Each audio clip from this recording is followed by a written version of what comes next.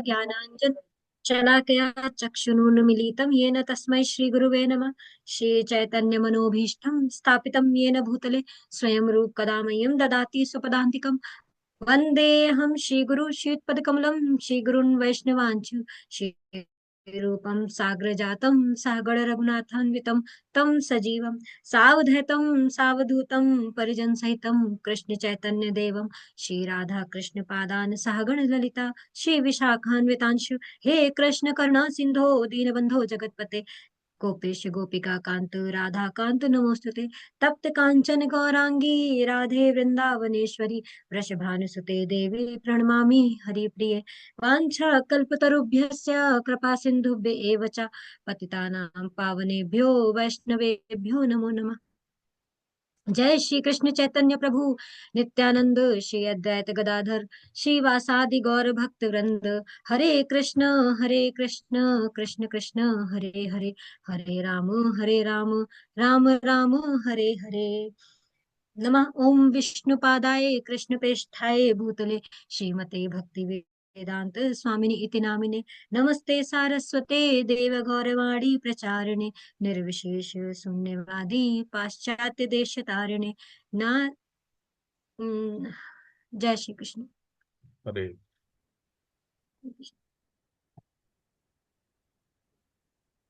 तो आज हम एक बहुत इम्पोर्टेंट श्लोक और कंफ्यूजन क्रिएट करने वाला श्लोक पे डिस्कस करने जा रहे हैं। अध्याय 2 का 47वां श्लोक है ये। इसका जो टाइटल है वो कर्मफल मैंने मेरे हिसाब से मैंने दिया हुआ है। तो श्लोक है कर्मण्येवाधिकारस्ते मा फलेषु कदाचन मा कर्म फल हेतुर्भूर्मा ते संगोत्स्व कर्मणि। अर्थ, तुम्हें अपना कर्म अथवा कर्तव्य करने का अधिकार है किंतु कर्म के फलों के तुम अधिकारी नहीं हो। तुम ना तो कभी अपने आप को अपने कर्मों के फलों का कारण मानो और ना ही कर्म ना करने में कभी आसक्त हो जाओ। तात्पर्य, यहाँ पर 3 विचारणीय बातें हैं। कर्म मतलब स्वधर्म, विकर्म तथा अकर्म।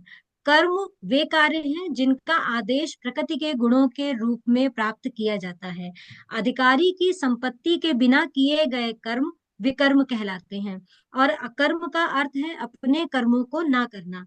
भगवान ने अर्जुन को उपदेश दिया है कि वह निष्क्रिय ना हो, अपितु फल के प्रति आसक्त हुए बिना अपना कर्म करें। कर्म फल के प्रति आसक्त रहने वाला भी कर्म का कारण है। इस तरह वह ऐसे कर्म फलों का भोक्ता होता है।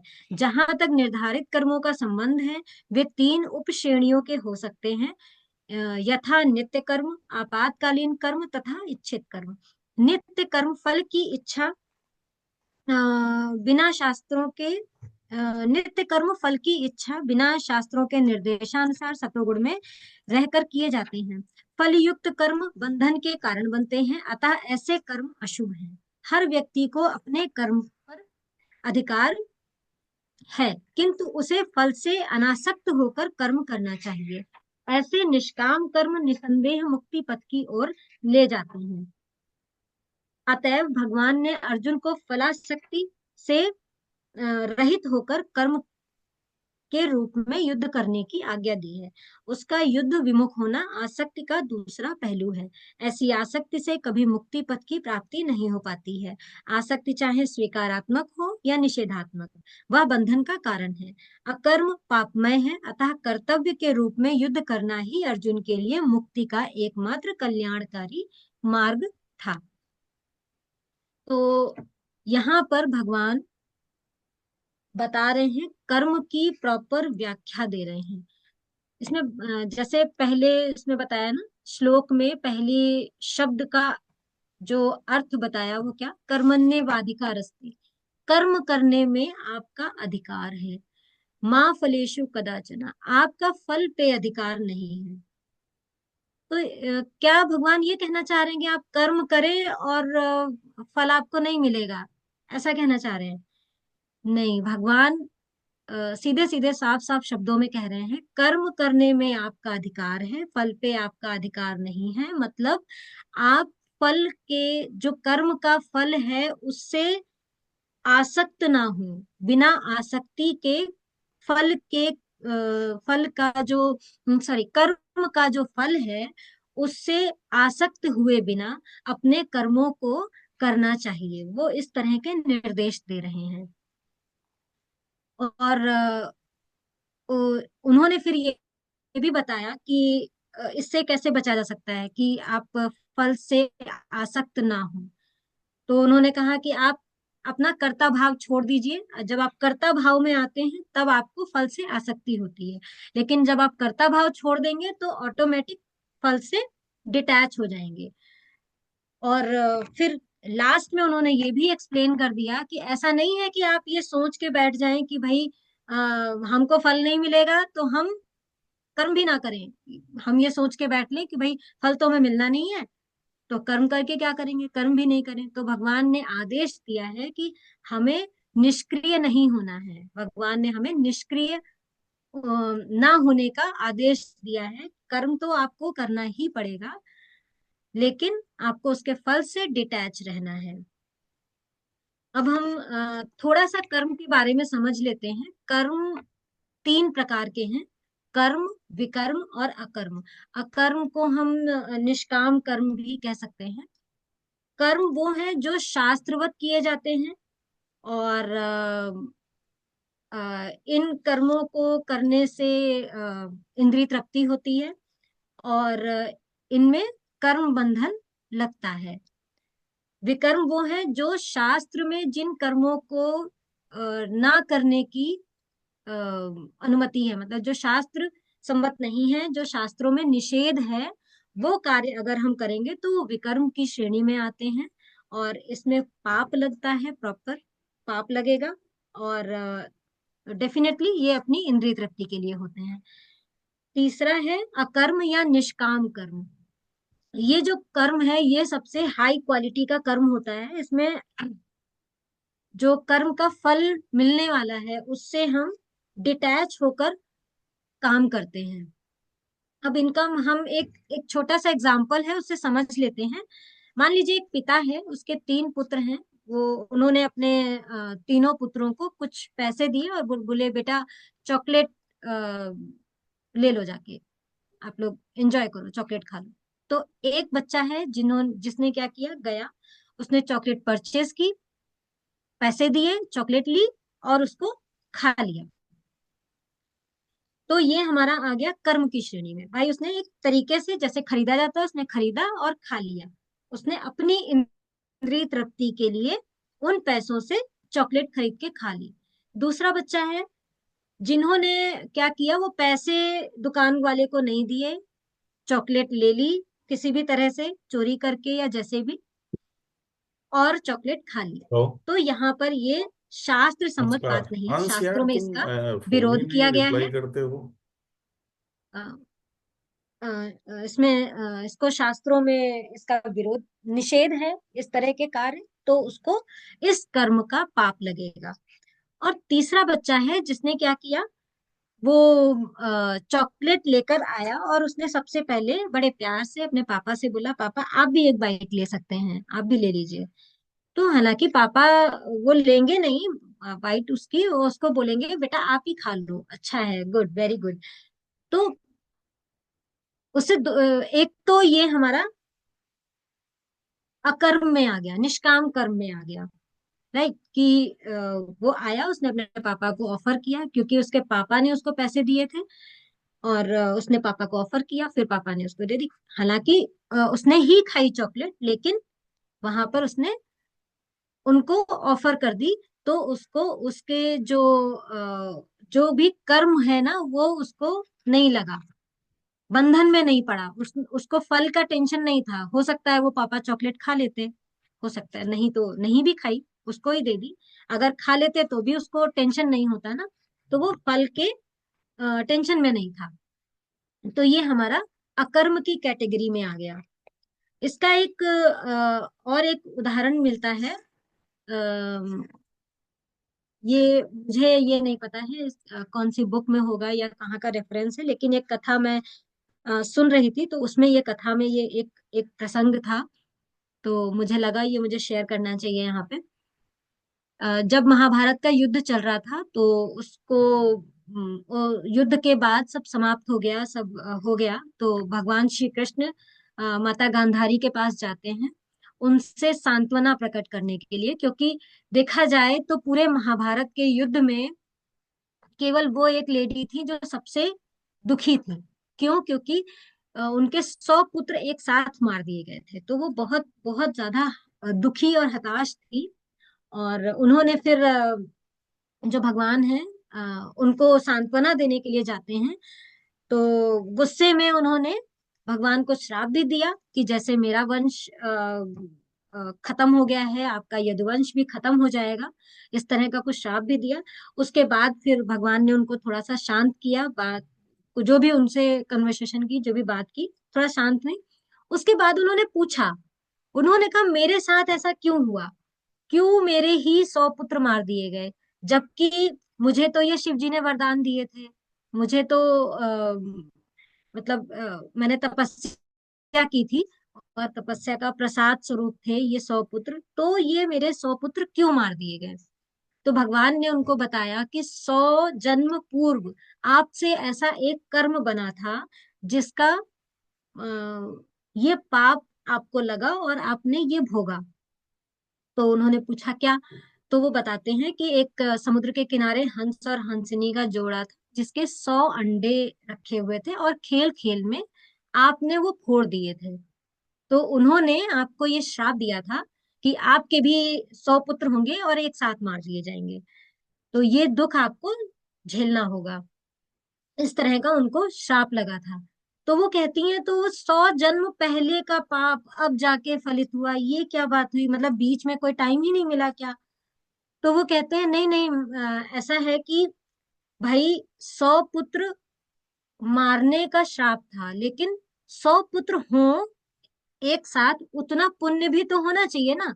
तो वो 100 जन्मों में आपने उतना पुण्य अर्जित किया, तब आपके इस जन्म में 100 पुत्र हुए, तब वो ये पाप ऐसा फलित हुआ, तो तब जाके आपको ये दुख प्राप्त हुआ है। तो वो इस तरह से कर्म को वो एक एक्सप्लेनेशन दे रहे हैं कि कर्म का फल इस तरह से बंधन में डालता है आपको। तो ऐसे ही, अच्छा, अब निष्काम कर्म का एक बहुत बढ़िया उदाहरण है माता शबरी का। माता शबरी की जो माता शबरी भीलनी थी, लेकिन वो बहुत अच्छी महाभागवत थी, बहुत बड़ी महाभागवत थी वो, बहुत ज्ञानी थी। उनको ऋषि मातंग ने उनको बोला कि जब वो अंतिम समय में थे ना ऋषि मातंग, तब उन्होंने माता से बोला, शिबरी से बोला कि आपको मिलने आएंगे प्रभु राम, और उनको आपको आगे का रास्ता दिखाना है, सुग्रीव का एड्रेस देना है, पता बताना है। तो वो कहती हैं कि उनको उन्होंने कोई भी प्रश्न नहीं किया, उन ऋषि से कोई प्रश्न नहीं किया उन्होंने, ना तो ये पूछा कब आएंगे, कैसे आएंगे, हम उनको कैसे पहचानेंगे, कुछ भी नहीं पूछा। जस्ट उनके दो शब्दों का, दो लाइनें जो उन्होंने बोली कि प्रभु राम आएंगे, आप उनका वेट कीजिएगा। तो वो सिर्फ वेट कर रही थी कि हाँ प्रभु राम आएंगे। तो वो रोज वेट करती थी, रोज, उनको नहीं पता कि प्रभु राम आज आएंगे, कल आएंगे, परसों आएंगे, या 10 दिन बाद, या 10 साल बाद आएंगे। तो वो रोज वेट करती थी, और क्या करती थी, उनके स्वागत के लिए अपनी कुटिया को झाड़ पोछ के साफ करती थी, बाहर जो सड़क थी उसको साफ करती थी, और सड़क पे फूल बिछाती थी, दरवाजे पे फूल बिछाती थी, फल और फल तोड़ के लाती थी, रोज आरती की थाली तैयार रखती थी कि पता नहीं कब भगवान आ जाएंगे और हमको ये क्या, आने के बाद थोड़े ना तैयारी करेंगे। तो वो कहती हैं कि उनका ये पूरा कार्यक्रम 40 साल तक चलता है। 40 साल के बाद प्रभु राम आते हैं, और ऑब्वियसली जैसे वो रोज तैयारी करती थी वैसी ही तैयारी उनकी थी उस दिन भी। और भगवान राम आए और उनके जूठे बेर खाए। खाए क्या, भगवान ने, उन्होंने अपने जूठे बेर खिलाए तो भगवान ने उसको स्वीकार भी किया। तो सॉरी, तो यहाँ पर देखें, शबरी का जो एक ये निष्काम कर्म का एक ये एग्जाम्पल हो सकता है कि उन्होंने इसको बिना सोचे कि जो मैं ये रोज कर रही हूँ, ये काम, ये जो कार्य कर रही हूँ, इसका भगवान आएंगे भी कि नहीं आएंगे, 40 साल में तो पता नहीं कितनी बार पेशेंस खत्म हो जाए कि अभी क्या ही आएंगे, इतने साल तो हो गए अब तो। वो ये भी सोच सकती थी मेरा अंतिम समय आने जा रहा है, पता नहीं आएंगे कि नहीं आएंगे। तो लेकिन फिर भी उन्होंने बिना ये सोचे, क्योंकि उन्होंने सोचा कि ऋषि ये कह के गए थे भगवान आएंगे, उनको ये आगे उनको एड्रेस बताना है तुमको। तो वो अपने सिर्फ अपने कार्य पे फोकस कर रही थी, ना कि अपने फल पे फोकस कर रही थी कि भगवान आएंगे तो आएंगे, ऐसे आएंगे वैसे। वो उनको उसका कुछ नहीं था। तो भगवान वही अर्जुन को यहाँ पे समझाने की कोशिश कर रहे हैं कि आप फल से आसक्त हुए बिना अपने कार्य को करो। आपका कार्य यहाँ पर युद्ध करने का है, तो आपको युद्ध करना है। तो क्योंकि जो अर्जुन है वो पहले श्लोकों में हम जान चुके हैं ना कि अर्जुन बड़ा टेंशन में आ गए थे कि भाई कैसे होगा। मैं जब उनको बोला गया युद्ध करना है, उन्होंने सामने सबको देखा तो बोले ये तो मेरे ही भाई हैं, मेरे ही गुरु हैं, मेरे ही पितामह हैं, ये मेरे गुरु भाई हैं, हम कैसे इनको मार सकते हैं, इनको मारेंगे तो हमारा ही कुल खत्म हो जाएगा। तो उन्होंने भगवान को ये भी कहा था कि मैं भिक्षा मांग के रह लूंगा, मुझे नहीं चाहिए राज्य वाज्य। तो लेकिन भगवान फिर उनको उसी के प्रकरण में ये सब बताते हुए चले आ रहे हैं कि इन सब चीजों से आसक्त मत हो, कि तुमको ये सोचने का तुम्हारा काम नहीं है, ना तो तुम्हारा भिक्षा मांगने का काम है, तुम्हारा काम, तुम क्षत्रिय हो, तुम्हारा काम युद्ध करना है। और अगर कंडीशन ऐसी बनी है, ये सिचुएशन ऐसी है कि तुम्हें युद्ध करना पड़ रहा है, तो तुमको युद्ध करना ही होगा। तो भगवान अर्जुन को अ, उनकी मुक्ति का एक मात्र यही उपाय बता रहे हैं कि आपको अपने कर्म के अनुसार, अपने गुण धर्म के अनुसार आप अपने कर्म को करें और अपने मुक्ति का मार्ग निश्चित करें। तो यहाँ पर मैं अपनी वाणी को विराम देती हूँ। और हमारे कर्म की डेफिनेशन में यही मुझे जो लगा वो मैंने आपको बताया। Thank you. हरे कृष्णा। हरे कृष्ण। किसी का कोई प्रश्न? क्वेश्चन क्वेश्चन क्विकली पूछिए। मिथुन प्रभु क्वेश्चन पूछिए।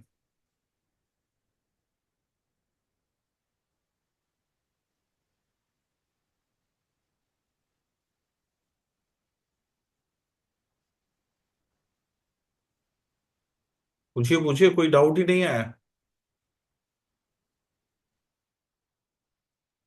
किसी का कोई प्रश्न?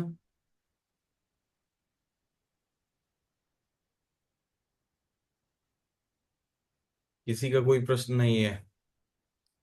ठीक है।